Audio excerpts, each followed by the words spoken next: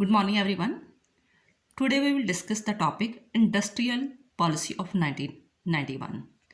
बेटा ये टॉपिक जो है वो impact of globalisation on Indian politics का ही है। पिछली वीडियो में हमने इसका एक मीनिंग पढ़ा था कि ग्लोबलाइजेशन का मीनिंग क्या है, और देन आफ्टर हमने इसके फीचर्स पढ़े थे।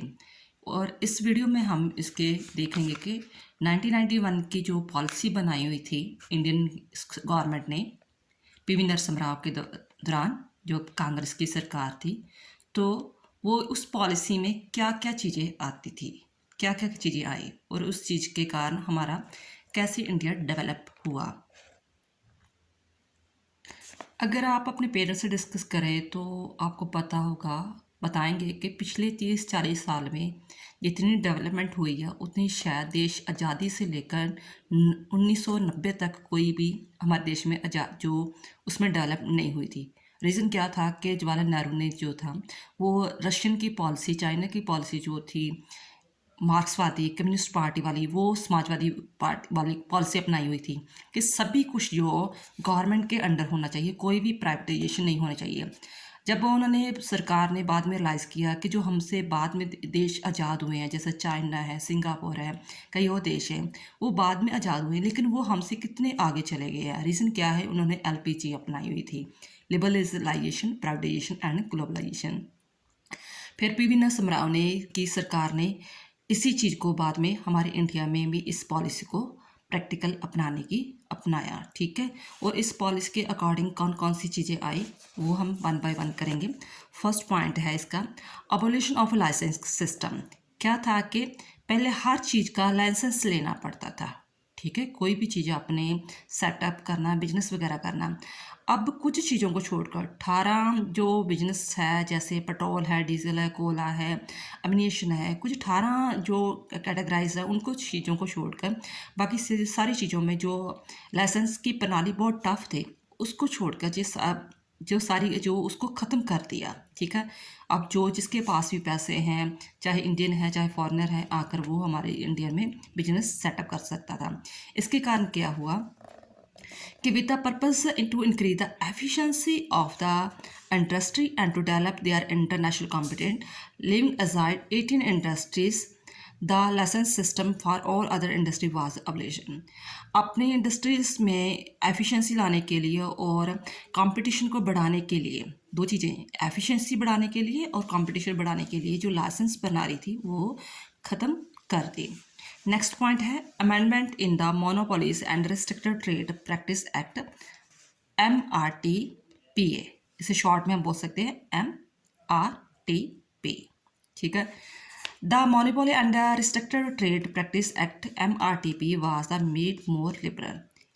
इससे जो MRTP एक्ट था उसे और भी ज़्यादा लिबरल बनाया गया, उसमें और भी ज़्यादा रिलैक्सेशन दी गई। इस पॉइंट को हम शॉर्ट क्वेश्चन आंसर से करेंगे।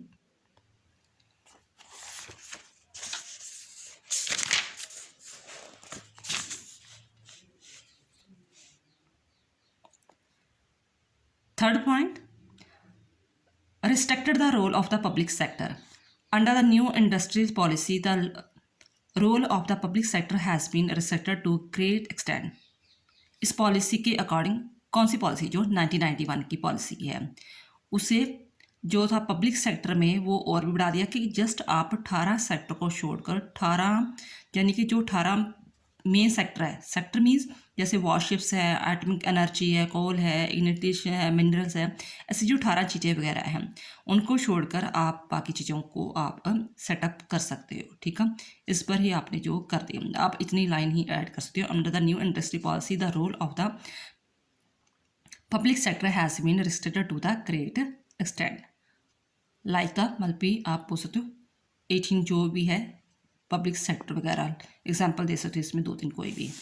नेक्स्ट है policy regarding loss making enterprises, कि उन्होंने एक पॉलिसी बनाई कि जो बिजनेस उनका लॉस में चल रहा है, जैसे आप घर में देखते हो इलेक्ट्रिसिटी बिल आता है, ठीक है, जहाँ फ़ोन वगैरह पहले BSNL चलता था, वो सरकार के अंडर था, उनका 100 रुपीज़ में भी शायद बिल होता था, वो सारा कुछ क्या हो गया? प्राइवेटाइजेशन हो गया। जो अभी लॉस में चल रहा था उनको उन्होंने ख़त्म कर दिया। क्या हुआ? Under the industry policy of 1991 the loss making and stick industries in the public sector will be evaluated ख़त्म कर दिया by the board of industry and financial restricted, कि उनको लगा कि जो भी इंडस्ट्रीज जो ऐसे लॉस में चल रही है वो हम उसको ख़त्म कर सकते हैं। ठीक है, उस वक्त मान लो कि 244 जो इंडस्ट्री वगैरह चल रही थी उसमें 98 जो थी बहुत लॉसेस में चल रही थी और 58 तो क्रॉनिकली कंडीशन में थी। तो उन्होंने ऐसे उसे क्राइटेरिया बनाया कि जो लॉस में चल रही है जहाँ क्रिटिकल एवेल्यूशन है उसकी, तो वो उसको प्राइवेटाइजेशन कर दिया। तो फिर क्या कितने बचे? 18 ही बच गए ना, जो जो ये बार बार कह रहे हैं कि सिर्फ 18 जो है पब्लिक सेक्टर के अधीन है, अंडर है, बाकी सारा कुछ प्राइवेटाइजेशन हो चुका है। नेक्स्ट है इन्वेस्ट ऑफ द फॉर्म, और एक लाइन और ऐड कर सकते हैं, the government will be free to sell to lease out, और इसमें भी और भी क्या कर सकती है कि the government will be free to sell, to lease out, to merge in the another public unit and to close down these laws making the public enterprise, कि जो भी जो लॉस में चल रही हैं चीज़ें चल रही हैं 98 चल रही हैं 58 की क्रिटिकली एवेल्यूशन है, उनको लीज में दे सकती है, सेल कर सकती है, मर्ज कर सकती है, वो उनके आगे अधिकार में आ चुका है। किसके रूल के अकॉर्डिंग? 99(1) के रूल के अकॉर्डिंग। नेक्स्ट है investment of the foreign capital with the purpose of to encourage foreign capital invest in the big industry. इस पर्पज़ के लिए कि जो इन फॉरनर है वो फॉरेन कैपिटल है वो मैक्सिमम हमारे देश में आकर इंडस्ट्री सेटअप करे, इसलिए जो पहले सिर्फ 40% का अलाउ था उनको, 40% फॉरनर का होगा, 51 हमारा होगा, यानी 60% हमारा होगा, वो 40% से बढ़ाकर क्या 51 कर दिया। और फ्यूचर में प्लानिंग किया कि मे बी वो 100% भी उनको दे सकते कि आप बिजनेस सेटअप करो तो सभी कुछ आपका ही है। ठीक है, नेक्स्ट है import of a foreign technique. Under the new industry policy, the import of the machines and technical knowledge for the high priority industry was the liberalized and its the maximum limit was fixed at 2 crore. कि आप जितनी foreign technique लेकर India में आना चाहते हो ले सकते हो, तो उसकी जो फाइनेंशियल है जो कीमत है वो 2 करोड़ तक उन्होंने बढ़ा दी है। नेक्स्ट है collaboration with the foreign trading company. Collaboration होता है एक दूसरे के साथ मिक्सअप होकर चलना। Under the new industry policy, कौन सी पॉलिसी? जो 1991 वाली है। It was declare that the Indian government will allow collaboration with the foreign companies for the sale of Indian goods in foreign market. जो हमारी इंडियन चीज़ें हैं वो फॉरेन मार्केट में आप बेच सकते हो।